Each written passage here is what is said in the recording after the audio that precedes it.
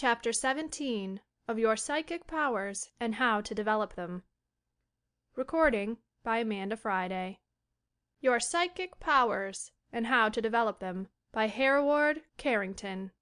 Chapter 17 Crystal Gazing and Shell Hearing. Crystal gazing means, simply, the practice of looking into a ball of crystal, glass, or some similar substance, and endeavoring to see within it pictures or images which apparently present themselves to the eye, while thus gazing at it. Crystal gazing is very ancient. The Egyptians used it in their practices of divination, and, throughout ancient history, we find traces of this magical art.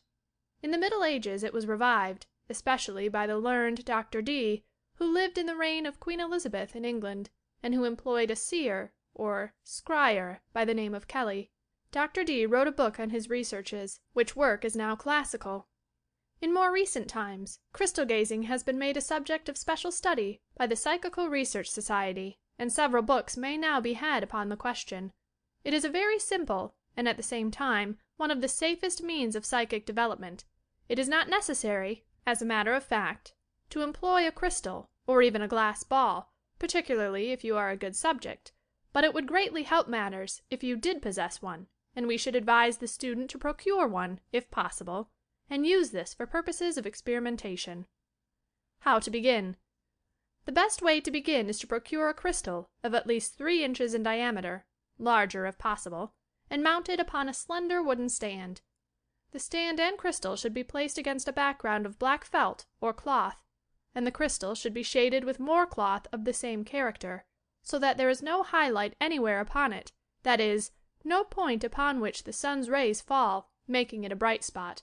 If the outlines of the ball appear a little cloudy and uncertain, owing to the semi-darkness, this will often help matters. Place yourself in front of the ball, your eyes being about a foot from its surface. You should be seated in a comfortable chair, your eyes shaded from the light, and relaxed in body and quiet in mind. Gaze steadily at the crystal for a few minutes. Do not strain or focus the eyes particularly upon any part of the ball, or try to see into its interior. Do not blink the eyes more than you can help. At the same time, do not strain them by trying to keep them open for any length of time without blinking. Do not let your eyes wander from the ball, nor your attention relax from the subject in hand. Do not let your eyes stare vacantly, but look intently at the ball without undue strain or concentration. Try not to think of anything in particular during the process of this gazing. Make the mind fairly blank. At the same time, do not allow yourself to become sleepy or the mind to become totally blank to outside impressions.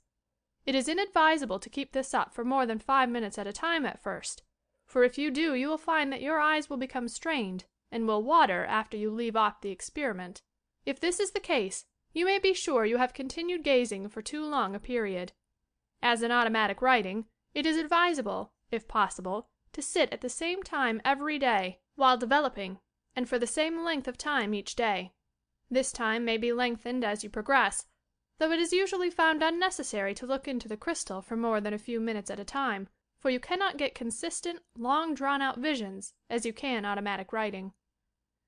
Explanation of crystal gazing. Crystal gazing depends largely upon the ability possessed by the psychic to visualize, or express in pictorial form, thoughts and images which arise from the subconscious mind. The majority of crystal visions are of this character. You must not assume that because you see figures in the ball, that these figures are really in that place, that is, that they are objective or external and exist within the crystal. No, they are mental pictures, or hallucinations, but they are expressed or externalized in this way. For example, you may think of a friend's face and bring it up vividly before your mind's eye as a memory picture. Now, in ordinary life, the process of externalization ends there, but if you are a good visualizer you can carry it further and actually project into the crystal the picture of your thought, placing it in the ball, where you will see your friend's face clearly reflected from within its depths. But your friend is not really in the ball. It is merely your mental conception or picture of him. Nearly all crystal visions are of this character, as before said. Supernormal crystal visions. Crystal visions, however, often contain information and messages which the sitter could not possibly have known normally, and which are conveyed to him by this means. For instance, You may look into the ball one day and see, acted before you in the crystal vision, a tragedy in which some friend of yours plays a part. You know nothing whatever about this, yet later on you receive from this friend a letter, telling you of the details of the tragedy in question. Your vision has proved correct. It is authentic and supernormal in character. Thus you will see that crystal visions are more than mere empty visions or hallucinations. The character and content of these pictures often convey striking information, and they may be telepathic, clairvoyant, or premonitory, just as dreams are. Or they may represent genuine spirit messages conveyed from some deceased friend or relative. It is no unknown thing to see words written in the ball as though you were reading handwriting. A friend of mine once looked into her crystal ball and saw within it a newspaper notice of the death of her dearest friend. She was totally ignorant of the fact, and only learned it later on. This same lady, who is a writer, has the power of projecting or placing in the crystal, at will, figures or scenes which she conjures up before her, and when they are in the ball they will continue acting out the parts assigned to them, just as they would in a dream, for the figures seen in the crystal are not inert and motionless, but move about and appear to have life and motion of their own. On many occasions when this lady placed the characters of a novel she was writing into the crystal by an effort of will, she was enabled to see them there, and they frequently enacted certain scenes which gave her a good idea for the continuation of the plot of the story. In such a case, you will see, crystal gazing performed a very useful and practical service. How to develop the power. You may develop the power of visualizing in yourself, which is extremely important, by such simple imagination exercises as the following. Ask yourself a question such as, what was the color of Mother Hubbard's dog? Was Jack the Giant Killer dark or fair? Was Helen of Troy tall, or small and slender? Such questions as these should bring up before your mind's eye an immediate answer in the form of a mental picture of the person or event in question, and if they do not do so, you may be sure that your power of visualizing is not good and will have to be developed before you can have clear crystal visions. If your power of visualizing is extremely good, you will probably be enabled, after a certain length of time, to dispense with the ball altogether, and see your visions upon a white or black background by concentrating upon it, and finally anywhere in space that you may choose to induce them. When you have arrived at this stage of development, however, you are very far along the path of successful mediumship. Clouding and visualization. If you are to obtain crystal visions, you will probably notice that, just before the vision appears, the ball will cloud over as though a blackish gray mist were filling it, or were interposed between your eyes and it. This clouding, as it is called, is well known, and is a symptom of oncoming visions. If after sitting for 5 minutes every day for a couple of weeks, you do not obtain any visions at all, you may rest assured that you are a very poor visualizer, and will probably not succeed in this direction. You might try, however, one simple experiment for a few days longer. Gaze at a bright and highly colored object, upon which the light is falling, for about a minute. Then close your eyes for a few seconds, and then look at the ball. If you are ever to see anything, you should, after a few attempts, see within the ball a duplicate of the object you have been looking at, in its complementary colors. It is asserted by a certain school of occultists that the visions seen within the crystal are not invariably subjective or hallucinatory, but are real entities, and that the figures have an independent existence apart from the seer. This, however, is a complicated question which is unsuitable for a primary book of instruction upon psychic development such as the present. It will therefore be omitted from consideration with this brief mention. Shell hearing.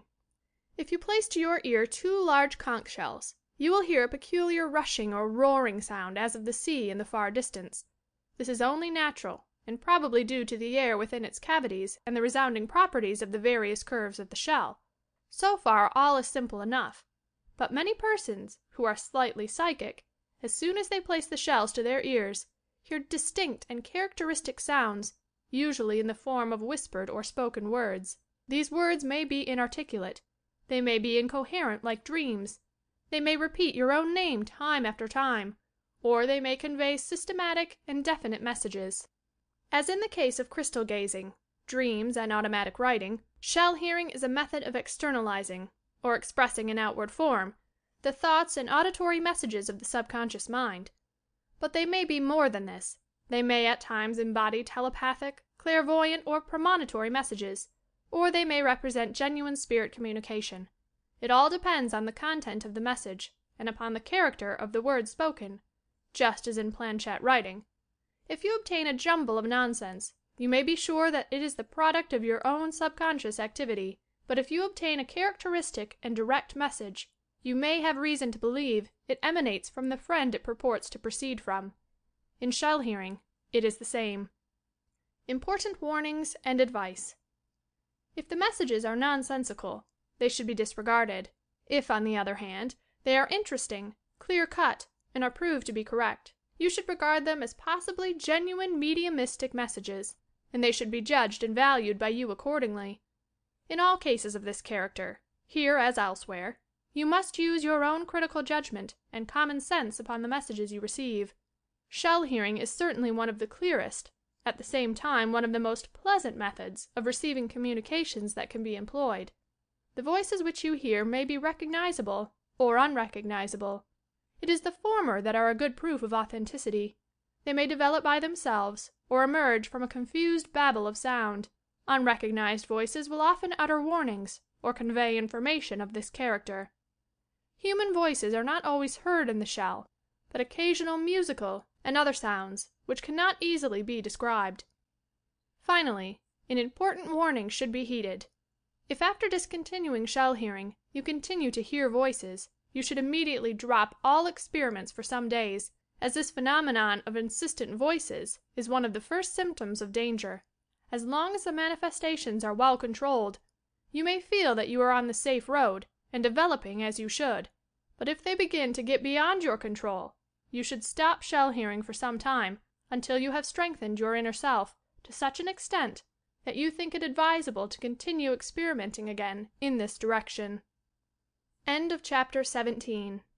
Recording by Amanda Friday.